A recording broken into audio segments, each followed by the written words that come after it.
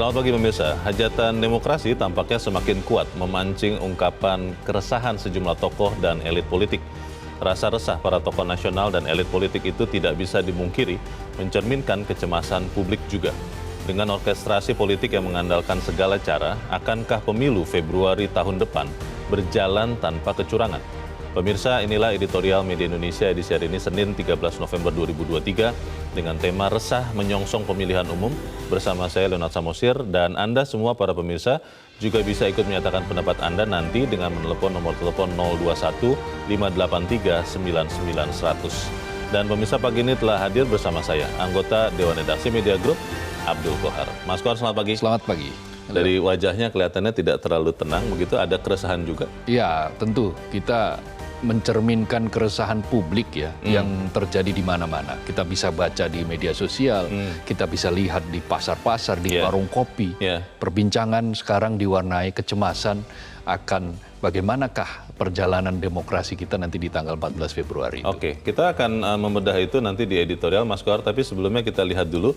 Dan pemirsa, ada beberapa berita yang diperhatikan Media Indonesia. Yang pertama, headline Media Indonesia untuk hari ini senapas dengan editorial. Para tokoh cemaskan jalan kekuasaan. Maksudnya jalan kekuasaan ini apanya nih? Apakah mencapai kekuasaannya atau kekuasaannya atau apa, Mas Kohar? Iya, jalan kekuasaan itu jalan menuju ke kekuasaan, satu. Dan yang kedua juga jalan melepas kekuasaan. Melepas kekuasaan. Nah, saat ini tampak bahwa ini menurut beberapa tokoh, ada di situ sastrawan Gunawan Muhammad, ada pegiat Ibu Omi Nurholis Majid, lalu ada Romo Beni, ada Frank Maguseno, kemudian ada Eri Riana Harja Pamakas, dan lain-lain lah. Yang intinya mereka melihat bahwa republik ini, perjalanan demokrasi ini tidak sedang baik-baik saja. Perjalanan kekuasaan sekarang menghadapi situasi yang sangat gawat. Kewarasan yang dikatakan sebagai bagian dari demokrasi itu sekarang sudah jauh diletakkan di belakang. Etika dan kewarasan dalam berpolitik. Makanya mereka mencontohkan misalnya bagaimana MK, keputusan yang ada di MK. Lalu bagaimana proses-proses yang akhir-akhir ini kita saksikan, bagaimana ada gerakan-gerakan yang dilakukan oleh aparat. Ini menyangkut pertanyaan, menyangkut netralitas dan beberapa cara lah yang di situ menunjukkan bagaimana jalan menuju kekuasaan itu dipilih dengan cara yang ada yang menyebutnya tidak etis. Ada lalu jalan mempertahankan kekuasaan, melepas kekuasaan, itu juga dilakukan dengan cara-cara yang tidak sehat, tidak benar. Jadi demokrasi seperti hendak dipukul mundur kembali. Demokrasi yang sudah menjadi konsensus kita, sepertinya saat ini sedang dalam ancaman yang sangat besar. Baik. Kita nanti akan membahas itu lebih jauh di dalam editorial ya Mas Kohar, dan pemirsa kita langsung beralih dulu ke berita selanjutnya.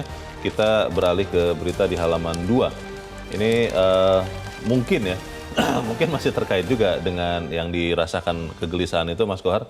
Indikator yang jelas, cegah politisasi bansos. Ini kan bukan kali ini saja ya yang diduga ada politisasi. Ini bagaimana memastikan indikator jelas itu bisa mencegah bansos disalahgunakan ini, Mas? Ya, sebetulnya gini, ini beberapa pengamat ya, peneliti lah ya, peneliti dari Semeru Research Institute, Semeru Research Institute, itu yang menyatakan kalau kita mau menggelontorkan bantuan sosial, maka mesti ada indikator-indikator yang jelas. Misalnya begini, bantuan sosial berupa beras, katakanlah 10 kilogram, akan diberikan apabila harga beras mencapai sekian selama sekian bulan misalnya. Lalu bantuan langsung tunai, BLT misalnya, akan diberikan kepada masyarakat apabila harga-harga mengalami kenaikan sampai sekian, apabila inflasi mencapai sekian. Itu kan semua ada indikatornya. Nah, persoalannya ini tidak. Ini baru pada pemerintah menganggap bahwa dampak El Nino ini sudah harus diantisipasi dengan cara bantuan sosial, dengan menggerojokkan dana sekitar 10 triliun. Nah, persepsi yang muncul di masyarakat penggelontoran dana selama November dan Desember ketika kampanye sedang berlangsung, ini sangat rawan untuk menjadi bagian dari politisasi bantuan. Karena sudah ada masyarakat yang dengan gambar tertentu gitu kan, dengan partai politik tertentu itu mendompleng sumbangan bansos ini. Seakan-akan diklaim itu bantuan dari dirinya, kelompoknya atau partainya, begitu ya? Betul. Nah, itu kan tidak fair, tidak adil dan berpotensi untuk diselewengkan dan ya digunakan untuk hal-hal yang tidak benar untuk politik elektoral. Bayangkan loh, 21 juta loh yang menerima bantuan langsung tunai nanti. Itu kalau suaranya semua didapat bisa langsung menang begitu ya? Sangat signifikan itu. Kita harapkan kita sama-sama mengawasi penyaluran bansos ini dan mungkin harapan saya tidak tahu ya bisa terjawab apa tidak Mas Kohar, untuk yang punya wewenang untuk menyalurkan bansos, ingatlah dengan sumpah dan janji jabatan waktu Anda menjabat, begitu ya? Ya, betul. Kita tinggalkan berita itu, kita masih di halaman 2. Ini terkait dengan konflik Palestina dan Israel. Serangan besar ancam rumah sakit Al-Shifa. Ini serangan besar kok bisa mengancam rumah sakit, Mas Kohar? Bagaimana, Mas? Jadi apa yang dilakukan oleh Israel ini sudah sangat membabi buta. Dia sepertinya tidak mau mendengar apa saran dari dunia internasional. Dia sudah tidak lagi mengindahkan bahwa ada fasilitas-fasilitas publik, ada titik-titik yang harus dihindari dari pengeboman. Yang dalam klausul apapun, dalam aturan apapun, aturan hukum internasional, itu tidak boleh mengebom rumah sakit, tempat ibadah. Tetapi faktanya itu semua dilanggar oleh Israel dan tidak ada yang bisa menghentikan Israel. Ini yang paling berbahaya. Karena itu kemarin sudah ada pertemuan antara negara-negara Arab dan negara-negara Islam yang diharapkan untuk bersatu. Lalu Presiden Joko Widodo juga menyatakan janji dan kesediaannya untuk menghubungi Joe Biden memang untuk ada pertemuan rencana untuk membawa hasil yang dicapai di OKI ini, Organisasi Kerjasama Islam ini, untuk bagaimana caranya gencatan senjata dilakukan segera, bantuan segera masuk, dan yang ketiga Israel bertanggung jawab. 3 hal itu sehingga serangan terhadap rumah sakit ini harus dihindari. Nah, sekarang kan rumah sakit di Gaza sudah hampir lumpuh, ini sudah bukan hampir, sudah lumpuh. Karena listrik sudah mati, terblokade itu ya. Pasukan air sudah tidak ada. Rumah sakit Indonesia malah bekerja dalam gelap karena tidak ada penerangan listrik. Kita harap bahwa apa yang akan disampaikan Presiden Joko Widodo ini efektif ya, disampaikan kepada Presiden Amerika Serikat Joe Biden yang kita harap bisa juga meminta Israel menghentikan serangannya. Kita tinggalkan berita itu, kita langsung ke editorial. Pemirsa, editorial pada pagi ini diberi judul Resah Menyongsong Pemilihan Umum. Ini beberapa teman mengatakan, kenapa resah sih? Kok tokoh-tokoh itu resah? Kami di bawah ini biasa-biasa saja, katanya begitu, Mas Kohar. Ini bagaimana, Mas? Begini, sebetulnya apa yang disampaikan oleh para tokoh, oleh Ketua Umum Nasdem, Surya Paloh, oleh para tokoh yang menemui Kiai Haji Mustafa Bisri, Gusmus kemarin, itu napasnya sama, garis besarnya sama, bahwa mereka ingin menyelamatkan Republik ini untuk jangka panjang. Apa yang sudah dihasilkan oleh Republik ini melalui reformasi, itu tidak boleh dipukul mundur kembali pada masa-masa lampau ketika rezim otoriter masih berkuasa. Kenapa? Karena hanya dengan demokrasi kita bisa meniti jalan menuju kemajuan dan kemakmuran. Kenapa? Tanpa itu, tanpa demokrasi, otoritarianisme itu akan minim partisipasi, sehingga kemakmuran akan makin jauh. Kita akan selalu berhadapan pada situasi-situasi yang selalu gaduh karena ada pihak yang tidak puas, diperlakukan tidak adil. Karena prinsip keadilan dan kesetaraan itu prinsip yang sangat penting bagi sebuah bangsa, sebuah negara untuk mencapai kemakmuran. Ada yang di sisi yang sebaliknya mengatakan begini, Mas Kohar, apa sih resahnya? Kan semuanya masih dalam koridor hukum. Bagaimana seseorang bisa akhirnya menjadi berkontestasi di Pilpres, itu juga pakai koridor hukum kok, di MK katanya begitu. Itu bagaimana itu, Mas Kohar? Ya, ada panggung depan, ada panggung belakang. Panggung depannya seolah-olah demokratis, seolah-olah sesuai hukum. Tetapi sebetulnya jalan yang dipakai jauh dari prinsip-prinsip tadi, keadilan, fairness, prinsip-prinsip yang harus dipegang di dalam demokrasi yang sesungguhnya. Keresahan yang disampaikan ini kan memunculkan pertanyaan dua hal ini, Mas Kohar. Yang pertama, apakah kemudian keresahan ini ditanggapi dengan positif oleh orang-orang yang memang diarahkan keresahan ini untuk kemudian menghentikan gerakan-gerakan yang seakan-akan demokratis tapi ternyata tidak. Lalu yang kedua, apa kabarnya pemilu tahun depan? Dua hal ini akan kita coba bahas dan pemirsa, inilah editorial Media Indonesia untuk hari ini, Senin 13 November 2023, resah menyongsong pemilihan umum.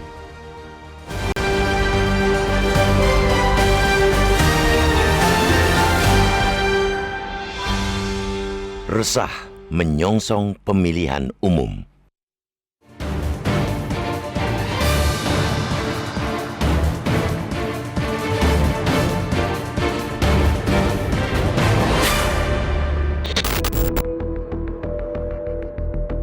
Pemilihan umum 2024 memasuki tahapan penting. Hari ini Komisi Pemilihan Umum Republik Indonesia akan menetapkan pasangan calon presiden dan calon wakil presiden. Tidak ada kejutan atau suasana harap-harap cemas tentang siapa saja yang ditetapkan, karena ini hanya meresmikan 3 pasangan calon yang sudah disebut KPU lolos verifikasi. Sekadar seremoni.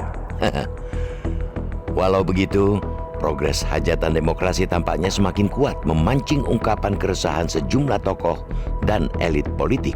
Pada 11 November lalu, Ketua Umum Partai Nasdem Surya Paloh menilai bangsa ini berada di ujung tanduk dengan menghadapi kerusakan paling meresahkan sepanjang kehidupan berbangsa dan bernegara. Negara mengalami penurunan derajat kewibawaan pada tingkat yang paling rendah, kata Surya dalam pidato pembukaan Hari Ulang Tahun atau HUT ke-12 Partai Nasdem. Surya mengemukakan masyarakat dipertontonkan perilaku negara dan aparaturnya yang melayani kepentingan kelompok tertentu. Buntutnya, lahir ketidakpercayaan sosial. Surya tidak sendirian merasa resah. Kemarin mantan Menteri Agama Lukman Hakim Saifuddin, budayawan Gunawan Muhammad, dan tokoh agama Beni Susetio atau Romo Beni menyambangi kediaman Kiai Ahmad Mustafa Bisri alias Gusmus di Rembang, Jawa Tengah. Para tokoh nasional itu mengemukakan betapa tatanan negara telah mengalami kerusakan. Kondisi politik sedang tidak baik-baik saja, bahkan sudah melenceng dari nilai-nilai luhur bangsa. Sejalan dengan keresahan Surya, Gunawan menilai kepercayaan saat ini sangat tipis yang disebabkan banyaknya kebohongan yang dilontarkan Presiden dan orang-orang terdekatnya. Ungkapan keresahan juga dinyatakan Ketua Umum PDI Perjuangan Megawati Soekarnoputri melalui pidato virtualnya kemarin. Ia mengatakan berbagai manipulasi hukum kembali terjadi akibat praktik kekuasaan yang telah mengabaikan kebenaran hakiki hukum. Dengan adanya praktik tersebut, Megawati menilai kecurangan pemilu sudah dimulai. Rasa resah para tokoh nasional dan elit politik tersebut tidak bisa dimungkiri mencerminkan kecemasan publik. Masyarakat menyaksikan bagaimana anak dan mantu Presiden Joko Widodo mendapatkan karpet merah ke kursi-kursi kekuasaan. Yang paling mengusik ketika sang putra mahkota Gibran Raka Buming Raka melenggang ke ajang Pilpres dengan jalan yang tercipta oleh tangan Paman Anwar Usman, Ketua Mahkamah Konstitusi. Sang paman terbukti melakukan pelanggaran berat kode etik, tetapi pencawapresan Gibran tetap sah. Dengan orkestrasi politik yang mengandalkan segala cara, akankah pemilu Februari mendatang berjalan tanpa kecurangan? Wajar bila kemudian muncul kekhawatiran masih akan banyak cawe-cawe presiden dan jajarannya. Hal itu mengingat segala manipulasi yang dijalankan tujuannya tentu untuk memenangkan Gibran yang dipasangkan dengan Prabowo Subianto. Dalam ungkapan keresahan setiap tokoh selalu diselipkan pesan agar penguasa kembali ke rel demokrasi yang sehat, jujur, dan adil sebagaimana amanat pasal 22E ayat 1 Undang-Undang 1945. Presiden Joko Widodo masih punya waktu untuk memperbaiki kesemerawutan politik dan hukum di sisa kekuasaannya.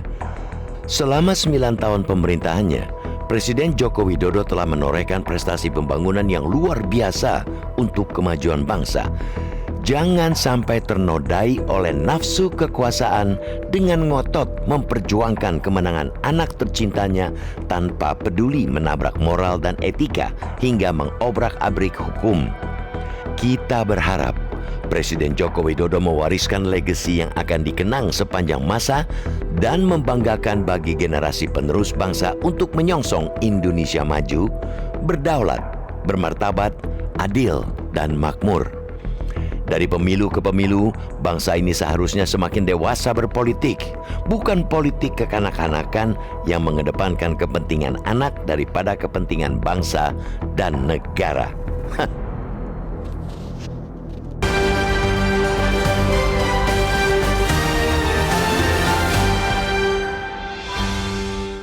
Di bagian berikut Anda bisa ikut menyatakan pendapat Anda terkait editorial pagi ini. Pemirsa, untuk saat ini tetaplah bersama kami.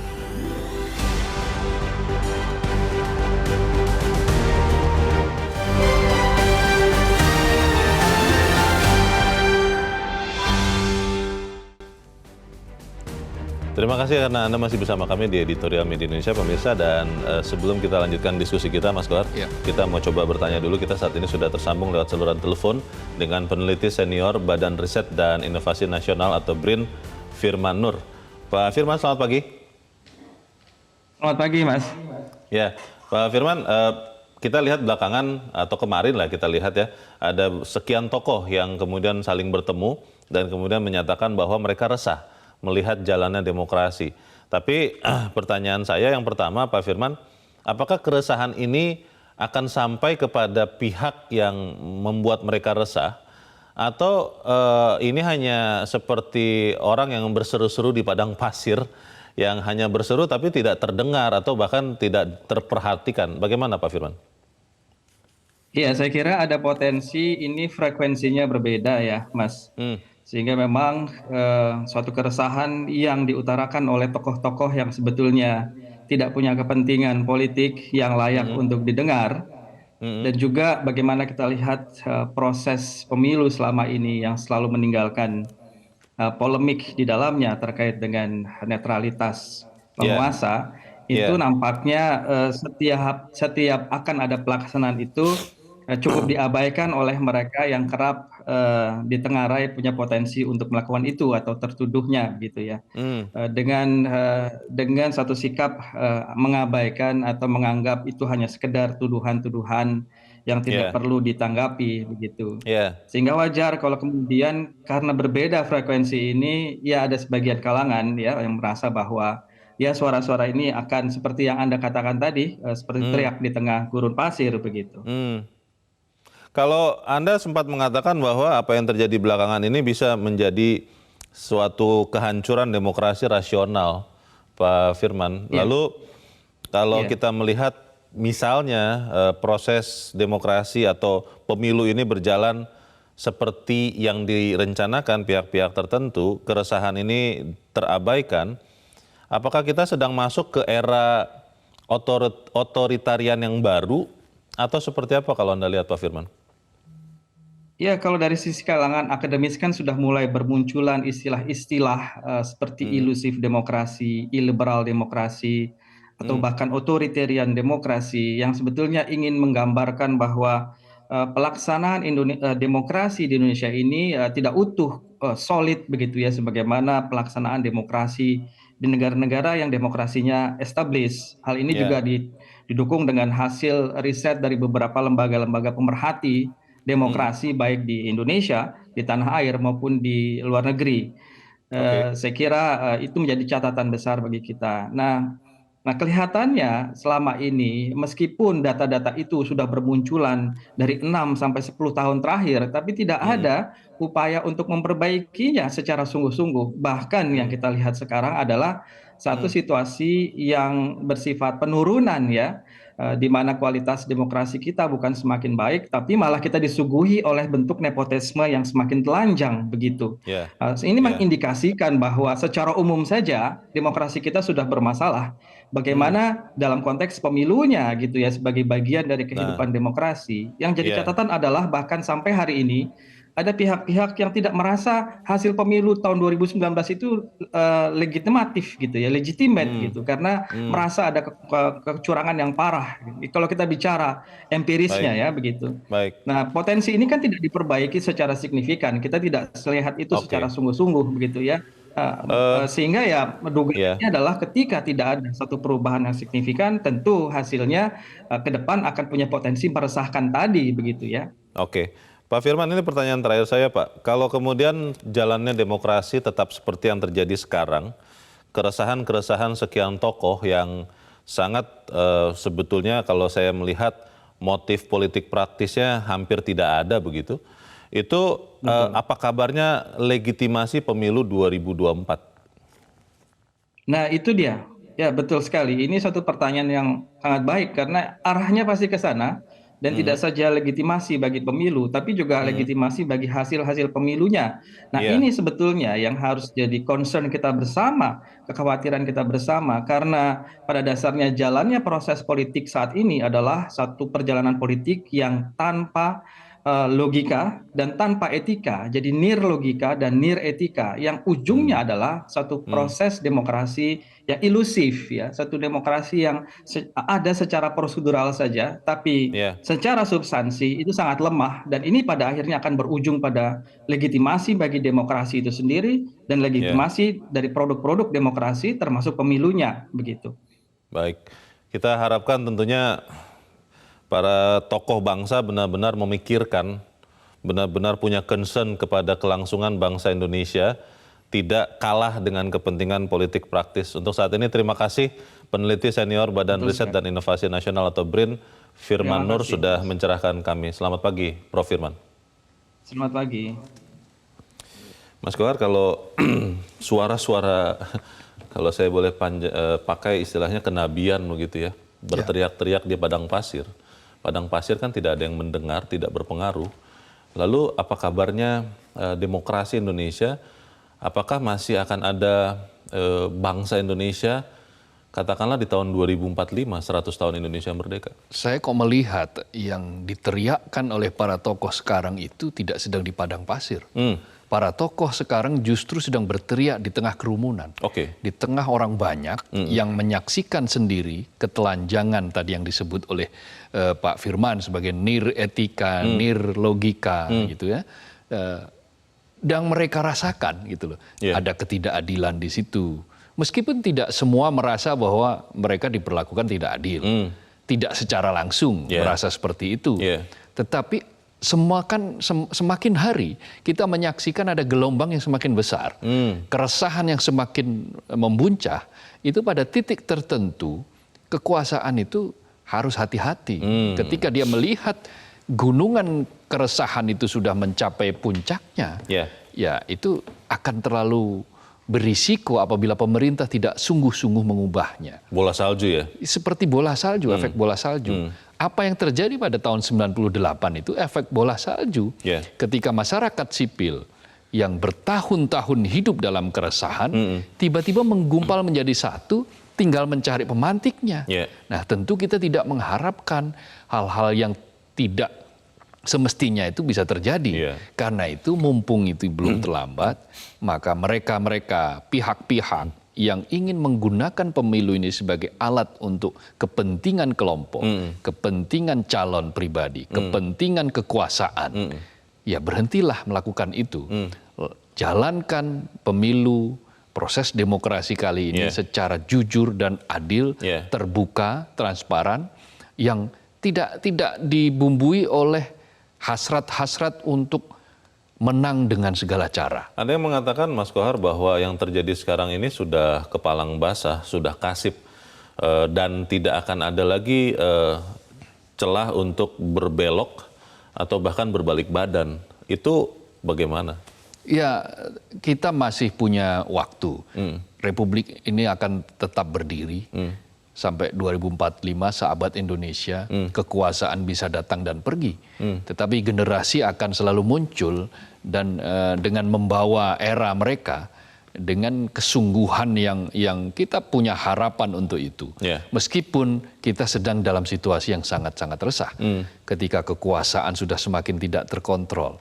Ketika hasrat untuk melanjutkan kekuasaan juga kemudian mengalahkan etika, menabrak hukum, melakukan berbagai cara, manuver-manuver. Ini kan semua dicatat oleh publik. Ya saya katakan mungkin tidak semua, tetapi setiap hari agenda ini semakin keresahan ini akan semakin terasa oleh banyak orang dan akan menggunung. Itu yang saya katakan tadi seperti efek bola salju. Nah, pada titik itu maka pemerintah harus sadar bahwa enough is enough.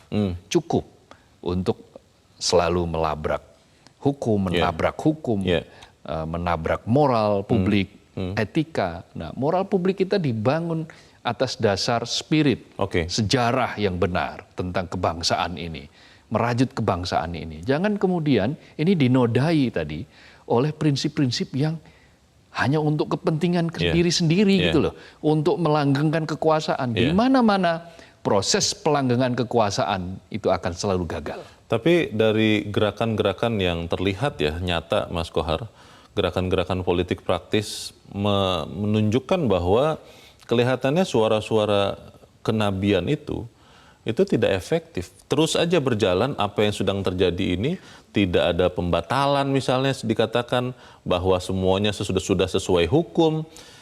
Ini kan akhirnya membuat kita bertanya-tanya, apakah kita butuh begitu banyak atau lebih banyak nabi lagi yang bicara? Apakah kemudian masyarakat, rakyat itu juga harus bersama-sama bersuara atau seperti apa? Kita harus jeda dahulu, Mas Kohar dan Musa tetap bersama kami. Editorial Media Indonesia segera kembali.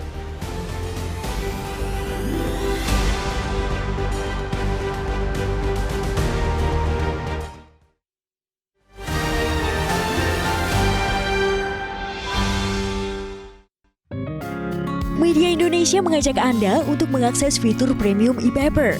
Dengan sajian konten berbasis intelektual dan meneguhkan kebangsaan, Media Indonesia tampil dengan lebih dinamis melalui e-paper Media Indonesia yang dapat Anda akses kapan saja, di mana saja.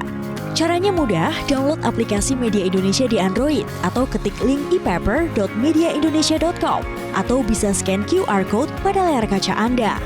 Klik tab e-paper di bagian samping layar tablet Anda, daftarkan data diri, serta pilih paket berlangganan e-paper Media Indonesia sesuai dengan kebutuhan Anda. Nikmati juga bonus spesial tambahan 4 halaman rubrik fokus setiap hari. Semua bisa Anda dapatkan hanya di e-paper Media Indonesia. Untuk informasi lebih lanjut, hubungi customer service di nomor 0811 1201 2018 atau kunjungi media sosial @Media Indonesia. Media Indonesia, referensi bangsa.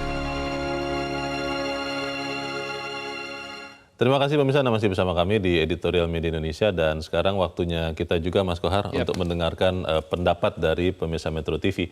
Saat ini kita sudah terhubung dengan pemirsa Metro TV di Curup, Bengkulu, ada Pak Edward. Pak Edward, selamat pagi. Selamat pagi Bung Leonard, selamat pagi Bung Kohar. Selamat pagi Pak Edward, silakan Pak pendapat Anda Pak. Ini judulnya resah menyongsong pemilihan umum. Wah ini bikin kaget-kaget aja. Padahal di bawah-bawah itu nggak ada apa-apanya. Yang resah itu kan cuma segelintir politik yang khawatir kalah, itu aja. Sebenarnya nggak ada apa-apanya. Kalau ada kesalahan, hukum siapa yang bersalah. MK salah sudah dihukum. Ketua MK-nya Anwar Usman sudah disopor. Habis cerita. Kalau di bawah-bawah ini biasa-biasa aja rakyat. Rakyat cuma kepingin negara, yakinlah bangsa Indonesia ini masih punya kesadaran diri bahwa pingin negara ini maju, negara ini bersatu. Yang ingin perpecahan cuma sedikit, ada yang ingin mendirikan negara Islam, apa-apalah. Itu aja sendiri. Yang ingin merubah Pancasila cuma segelintir orang. Itu nggak usah diabaikan. Cuma kalau dibesar-besarkan, diprovokasi terus dengan hal-hal, datanglah yang ini, ya inilah yang bikin negara ini kacau. Padahal masyarakat bawah nggak ada apa-apanya, mereka mereka tahu siapa yang akan dipilih. Mungkin Anies, mungkin Prabowo, mungkin Ganjar, kita nggak tahu siapa yang dipilih. Kalau Pak Edward Gimana, melihat sekian tokoh ini Pak, ada tokoh agama, tokoh budayawan, tokoh cendekiawan, apakah menurut Anda Pak, kalau saya juga rakyat, saya yakin Pak Edward juga rakyat, apakah tokoh-tokoh ini memang bersuara yang berbeda dengan masyarakat, atau memang mereka menyuarakan suara masyarakat yang mungkin tidak punya akses untuk berbicara seperti mereka dan juga seperti Pak Edward? Bagaimana Pak? Kalau saya melihat tokoh-tokoh ini kan dari dulu begini-begini aja, mereka ini terus mengadakan, kalau dulu ada petisi 50, ada apa-apa tokoh-tokoh yang begini. Saya yakin mereka ini kepentingan mereka tidak terakomodasi di saat pemerintahan sekarang. Itu aja intinya. Yang mana terakomodasi kan enggak. Jadi mereka memang bersuara yang berbeda dengan suara rakyat, termasuk saya dan Pak Edward. Menurut Bapak mayoritas, yakin. Karena 80% masih senang dengan pemerintah sekarang. Cuma segelintir yang tidak senang. Wajar-wajar. Pak Edward termasuk yang senang ya Pak? Tidak. Saya untuk hal-hal tertentu saya senang. Tapi untuk hal-hal seperti MK kemarin saya nggak senang. Saya netral. Yang mana yang nggak benar kita bilang nggak benar. MK itu sebenarnya saya Anwar Usman itu Pak, itu akan sekarang jadi korban, tapi nanti akan jadi pahlawan. Karena akan merubah wacana baru dengan 35 tahun bisa jadi calon presiden kan.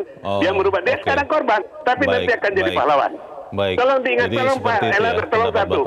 Undang-undang kita mengatakan bangsa Indonesia itu dewasa setelah umur 20 tahun. Kenapa harus dibatasi 40 tahun? Ini yang saya Terima kasih.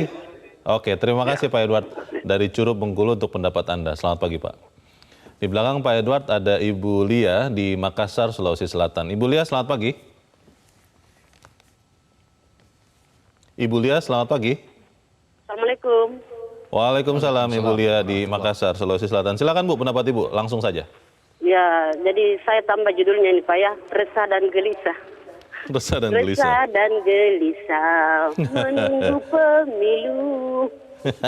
Ya. Kenapa Bu, resah dan gelisah, kenapa Bu Lia? Ya, ini kalau dilihat tahap-tahapnya Pak ya, dari tahapnya saja capres-cawapres itu ada hal-hal yang kurang beres. Sehingga harapan kita untuk optimis itu mungkin akan menjadi pesimis ya, tapi itu kan tidak boleh Pak ya, kita harus tetap optimis.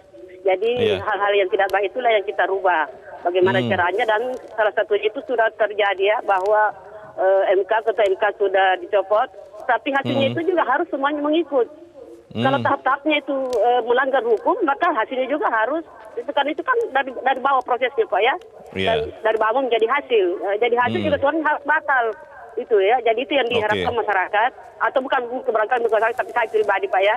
Saya tidak mau katakan masyarakat, tapi pribadi, supaya kita ke depan itu dapat pemimpin yang betul-betul tersaring dari bawah ya, dan sesuai dengan undang-undang, jadi tidak melanggar. Dan kebetulan juga kita lihat ini memang secara kasat mata ya, walaupun saya ini masyarakat awam Pak ya, tapi cara-cara beliau itu kurang gentle ya. Kita lihat itu bahwa hal-hal banyak yang di luar undang-undang. Mudah-mudahan ke depan ini hasilnya kita tetap optimis, Indonesia makin maju di pemilu 2024. Terima kasih. Assalamualaikum warahmatullahi wabarakatuh. Waalaikumsalam warahmatullahi wabarakatuh. Terima kasih Ibu Lia di Makassar, Sulawesi Selatan untuk pendapat Anda. Selamat pagi Bu. Di belakang Ibu Lia ada Pak Maksim di Manokwari, Papua Barat. Pak Maksim, selamat pagi. Selamat pagi Bung Leo. Selamat pagi Pak Maksim. Bung Kohar. Iya. Silakan Pak, pendapat Anda. Ibu Lia dari Makassar. Lagunya Obi Mesak itu. Resah dan gelisah menunggu 14 Februari. Ya. Yang jelas, pengajar dulu pernah mengajarkan saya itu Pak John Jopari, salah satu dosen IIP maupun IPDN itu. Beliau mengatakan bahwa politik itu indah bagaikan sekuntum bunga mawar. Atau politik itu cantik bagaikan seorang gadis yang cantik jelita. Sebaliknya politik itu juga busuk bagaikan bangkai tikus yang terhampar di pinggir jalan atau di pinggir parit. Dan bukannya jelek, tergantung dari siapa yang memainkan politik itu.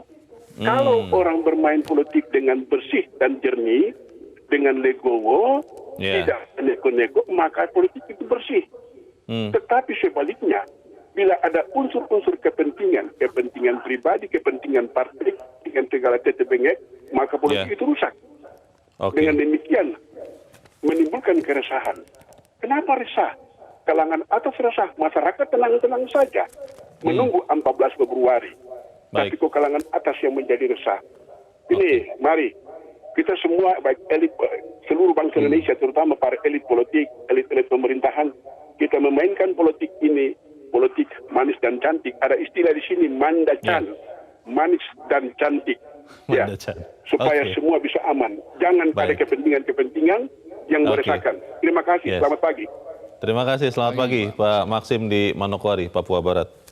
Ini pendapat pemirsa berbeda-beda, Mas Kohar, dan itulah memang harusnya demokrasi. Iya, betul. Kita tidak memaksakan suatu pendapat sama, begitu kan. Bagaimana tanggapannya, Mas Ya, Kohar? nggak apa-apa, dan itu bagian dari kita dalam berdemokrasi. Tetapi ingat bahwa literasi kita itu harus ditingkatkan. Rasionalitas kita itu harus ditingkatkan. Kita sedang berada dalam kondisi yang tidak baik-baik saja. Itu jelas, faktanya terhampar di depan mata kita. Dan itu akan mempengaruhi perjalanan Republik ini ke depan. Mengapa, Leo? Hasil penelitian yang dilakukan Legatum, jadi indeks kemakmuran versi Legatum, itu menunjukkan bahwa 10 negara yang paling makmur di dunia, itu ke-10-10-nya menggunakan prinsip demokrasi secara penuh. Sementara 10 negara yang paling tidak makmur di dunia, peringkat ke-156 ke bawah, itu ke-10-10-nya adalah negara-negara yang dijalankan dengan prinsip-prinsip otoriter. Nah, jangan sampai kita kemudian sukar makmur, susah makmur, tidak bisa makmur, gara-gara kita mulai memukul mundur prinsip-prinsip yang sudah kita pegang beberapa pemilu dari sejak 98 reformasi, kita pukul mundur menjadi prinsip-prinsip yang otoritarian. Tadi Pak Firman Sanur mengatakan ilusi demokrasi. Ada lagi yang pernah menulis sebagai new despotism, kekuasaan yang memegang despotisme baru. Apa itu despotisme baru? Despotisme baru itu tidak seperti kayak despotisme lama yang menggunakan kekerasan, otoriter dan seterusnya. Ada perangkat demokrasinya, ada pemilunya, ada kemudian undang-undang pemilunya juga ada. Tetapi cara yang digunakan itu adalah manipulatif. Jadi bukan demokrasi yang substantif, demokrasinya prosedural. Karena isinya itu manipulatif semua. Kalau kata Saldi Isra, penyelewengan hukum. Penyelewengan hukum. Nah, manipulatif di sini ini despotisme baru. Dan memanipulasinya dengan apa? Ya seolah-olah logis. Bahwa ini belum berusia 40 tahun, tapi kalau sudah pernah menjadi kepala daerah. Itu bisa. Karena kapasitas kepemimpinannya meningkat begitu katanya. Nah, tapi kepala daerah pada level mana kan ada perdebatan di MK sendiri. Ada yang menyebut level gubernur, ada yang menyebut bupati. Yang menyebut bupati hanya 2, bupati wali kota. Sementara yang 3-nya adalah gubernur. Nah, sebetulnya kan kalau langkah-langkah seperti ini, prosedurnya sudah cacat seperti ini, maka ya itulah pemerintah yang seolah-olah demokratis, padahal menabrak prinsip-prinsip dalam demokrasi. Tadi dikatakan Pak Edward, ini hanya tokoh-tokoh tertentu, ini dari dulu sudah begini bersuaranya, kepentingannya tidak terakomodir. Saya punya pandangan berbeda. Maaf Pak Edward, saya punya pandangan berbeda.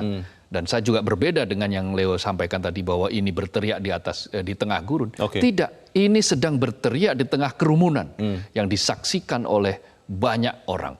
Kita lihat, instrumen sekarang sudah semakin banyak. Ada media sosial. Kita lihat saja, tone di media sosial sekarang apa? Meme-meme, lelucon-lelucon yang menunjukkan bahwa mereka itu sebetulnya resah dengan cara penguasa menjalankan kekuasaan akhir-akhir ini.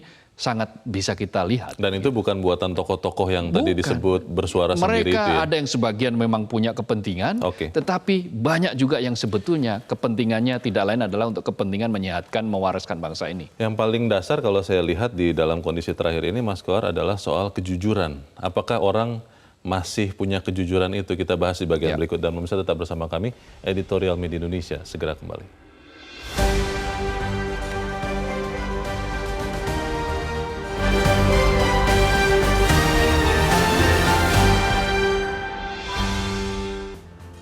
Terima kasih Anda masih bersama kami di Editorial Media Indonesia, dan saat ini kita ada di bagian akhir diskusi kita pagi ini. Mas Kohar, kalau bicara soal fenomena politik yang terjadi terakhir belakangan, banyak orang itu terkaget-kaget Saya pun termasuk yang terkaget-kaget. Kita pikir A, ternyata bukan hanya B tapi minus A begitu ya, berlawanan. Dan di situ kalau saya berpikir akhirnya apakah memang para pemimpin baik yang formal maupun informal itu masih punya kejujuran untuk mengatakan bahwa dirinya memang masih berjuang untuk bangsa, untuk kita rakyat, atau memang hanya untuk rakyat yang tertentu saja, masih kelompok-kelompoknya saja. Bagaimana, Jadi Mas? benar apa yang dikatakan oleh Lord Acton ya, yang sangat populer lah, yang berkali-kali dikutip. Power tends to corrupt. Absolute power corrupt absolutely kan. Jadi kekuasaan itu akan cenderung korup. Dan kekuasaan yang absolut akan korup absolut pula. Karena tidak ada pembanding, tidak ada koreksinya. Betul. Nah, korup di sini jangan diartikan secara materi saja. Korup kekuasaan, korup jabatan, korup untuk terus melanggengkan kekuasaan itu juga bisa disebut dengan korup. Karena ujungnya sebenarnya materi. Betul, itulah kenapa kekuasaan itu perlu dibatasi. Dan siapa yang membatasi? Undang-undang. Dalam hal ini ya konstitusi. Konstitusi kita secara tegas menyatakan bahwa presiden ya hanya 2 periode. Jangan ditawar-tawar lagi untuk periode berikutnya. Sehebat apapun legasi yang mereka punya, hasilkan, tetap saja harus ada kesempatan regenerasi. Tunas-tunas baru harus bermunculan. Nah, jangan sampai kemudian karena hasrat yang berlebihan untuk berkuasa, maka bagaimana caranya supaya kekuasaan saya ini bisa berlanjut, bisa 3 periode. Kalau 3 periode tidak bisa, ya harus digenggam oleh orang yang bisa menjalankan apa yang saya maui misalnya. Yang adalah anak muda, tapi juga anaknya. Anaknya bisa jadi, bisa seperti itu. Artinya bahwa dengan kekuasaan yang semakin absolut, harus ada yang pihak-pihak yang mengingatkan tentang batas-batas kekuasaan. Nah, siapa pihak-pihak itu? Kemarin sudah disuarakan oleh Surya Paloh, oleh Megawati Soekarno Putri, oleh para tokoh, oleh beberapa kalangan, para netizen. Netizen di media sosial juga sudah mengingatkan loh. Sudah menyatakan komedian, stand up komedi kita lihat sudah menjadi olok-olok. Dan itu sehat bagi demokrasi untuk mengingatkan penguasa bahwa tadi yang saya katakan enough is enough. Kalau memang saatnya sudah selesai, ya sudah selesai. Nah, soal kemudian ke depan itu siapa yang menentukan? Ya biar rakyat publik yang menentukan. Nah, dari apa yang disampaikan oleh berbagai kalangan tentang keresahan situasi terakhir terhadap bangsa ini, khususnya menjelang pemilu ini, maka ya tentu hari demi hari proses ini akan terus menggulung. Pihak-pihak yang tidak puas ini akan menggulung. Nah, pada titik tertentu maka ini harus ada saluran yang jelas. Nah, saluran yang jelas adalah apa? Pemilu. Biarlah nanti pemilu yang akan menentukan siapa yang akan mengoreksi ini. Pertanyaannya pemilu yang jujur dan adil. Itu apakah masih akan tetap bisa netral? Karena kan belakangan kita makin mendengar ada gerakan-gerakan tak terlihat untuk kemudian memenangkan salah satu pihak. Nah, itu bagaimana itu, Mas Kohar? Ya, kan kita punya instrumen banyak sekarang. Ada yang media sosial, ada sekarang orang no viral, no justice misalnya kan gitu kan. Maka potensi untuk memviralkan itu juga sangat besar.